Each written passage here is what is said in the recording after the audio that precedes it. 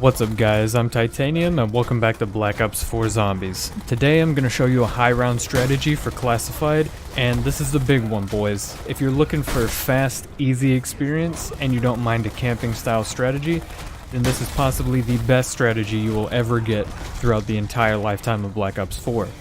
But before that, I know what you're thinking, like, hey Titanium, this gameplay I'm seeing is only on round 50, what gives? Well, I need to quickly show you some screenshots. So in this first screenshot you can see I'm here on round 86, everything's fine, you know, I have both of my downs and then my Dying Wish has not even procced yet. I've got an insta-kill, everything is great, but it just crashes. So yeah, you can see that I got here to round 86, everything was pretty much flawless, and then a couple screenshots here in game where you can actually see where it says your highest round that you earned, and I don't know if it's like this on console, but on PC at least, when you get to like a certain round and then your game crashes, it will go back a couple rounds and save your progress from there. So that's what I did here. I was able to get, you know, the progress for round 84, but in terms of this actually being an 85 plus strategy, you'll just have to take my word for it and try it out yourself. But I'll go ahead and show you the loadout now. So the only things in your loadout that actually change how effective the strategy is are Wraithfire and the last 3 elixirs, but in my opinion everything else I chose to take here is pretty much non-negotiable. Like a time slip here is going to reduce the cooldown of your elixirs and then also your Wraithfire and make your specialist recharge quicker. Dying Wish is so that if your shield instantly breaks, you know, and then you have 4 things hit you, you'll have something to fall back on. Stone Cold isn't really necessary, but I don't know, it gives you armor, so I guess that it's the same thing as Dying Wish. And then Victorious Tortoise is pretty important, I would say. If your shield ever breaks, it gives you time to go ahead and buy one again and then pull it out. And my Strife I currently can't put attachments on for some reason, because this game is great, so I'm using the MOG 12. And then obviously Wraithfires you need. Ragnarok DG5 I would really recommend. You can just put them down and then it lets you kill things for a good amount of time. And I said these last 3 elixirs. So Equipment, Arsenal Accelerator, Temporal Gift. Anywhere but here, I take that one too. But yeah, these last 3 are pretty much non-negotiable in my opinion. So that's it for the loadout. So once you get in game, you want to knife all of the zombies except the last one and then go through this door. And once you get into this room in central filing, you'll look around for the shield part. In my game, it's over here, so that's what it looks like right there. Here is the second spawn point for the first part of the shield, and then the third spawn point is right over here. After that, you want to open this door, and we're going to go ahead and do the knock knock Easter egg if you want to get some extra points. So you come over here by this perk machine, and then right in this corner you just interact on this, and then you'll have to go through, I think it's like 4 quotes, and then Samantha will send out a bunch of Nova Crawlers that you can knife, and it's really good. You'll just get a whole bunch of points. There's like, you know, like 50 of them.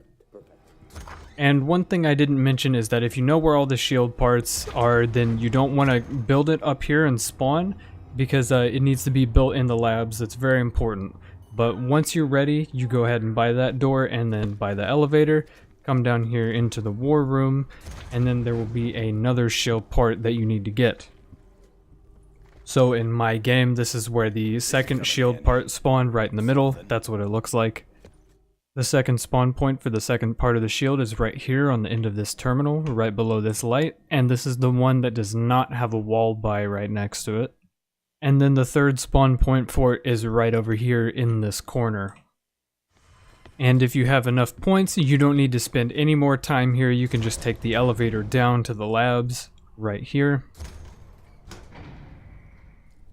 Then you want to get the power turned on right at this switch in the very middle of the labs. And in my game, down here in the labs next to this box is where the third and final part for the shield spawned for me. So go ahead and pick that up. So right here is where the second spawn point for the third shield part is. For reference, the Augur DMR is right over here. Shield part spawns right here. And then the last spawn point for it is right here across from where you turned on the power. And then you want to make your way over to weapons testing, and then come in here, and this is where you will build the shield.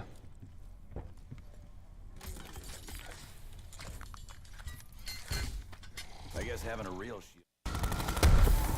So the only essentials for starting this strategy are the shield and your perks, and maybe a few thousand points just to be safe so you can buy the shield repairs.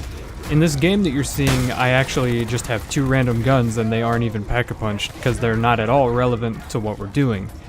And really, once you start it, you can just sit here and keep shooting the zombies with this pistol without aiming down sights, generally, until your shield breaks, and then you repair it for health and ammo. The only things actually required for this to function are just holding down fire while moving your aim left and right, while staring at your shield durability, and then when it's about to break, you just buy a new one. Then whenever your Ragnarok is ready, you just pull it out, take a couple steps forward, and then press the specialist button a second time, and you plant it on the ground, and it'll deal with everything until it runs out. Other than that, pretty much just use your equipment to refill your Wraith Fires and Arsenal Accelerator to charge up your Specialist, and then one cool thing you can do is sort of predict when to use your Temporal Gift so that you can have it up when an insta-kill drops. Then throw out your Wraith Fires on insta-kill, and it will speed everything up a lot. It's really that easy though, pretty much 0 effort put in, and I was able to get to round 86, and the only reason I couldn't keep going is because of the crash. And a couple of tips before we finish up here. You want to throw your Wraith Fires out so that it can work on killing things while you are focusing down zombies with headshots with the shield's pistol.